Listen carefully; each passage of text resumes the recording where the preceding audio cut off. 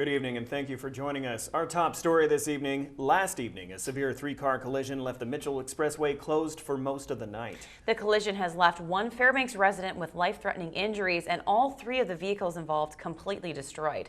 We have details now in this report.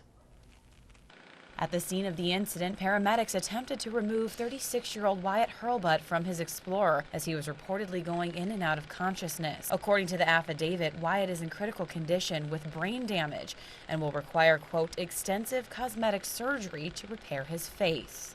The driver of the Ford Explorer sustained life-threatening injuries. He was initially taken to the Fairbanks Memorial Hospital before being transported to Anchorage for further treatment.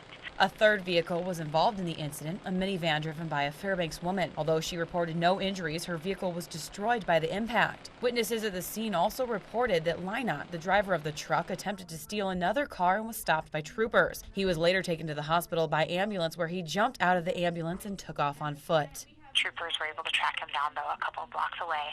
Ultimately, Mr. Lynott was found to have a felony warrant out against him, so he was taken into custody on that charge. After investigation, troopers say that the vehicle he was driving was reported stolen earlier that day. Troopers also reported he used a false identity of Kenneth Vaughn, complete with ID. After troopers made contact with Lynott, he was arrested and taken to Fairbanks Correctional Center without bail. The truck that was involved in this T-bone collision was actually reported stolen from a Fairbanks resident earlier in the day. That resident spoke to the news center regarding his stolen truck. He said after speaking with troopers, he was told they located his vehicle, but it had been involved in a serious collision.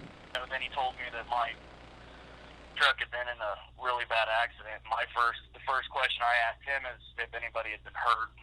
It stinks having something that you work so hard for taken from you, by somebody who doesn't want to work for their stuff. But the Mitchell Expressway was shut down at the intersection into most of the night last evening. Because it was a major injury collision with one person having potentially life-threatening injuries, troopers did close down the intersection so they could do what's called total stations. It's where we map the scene, and that process does take some time.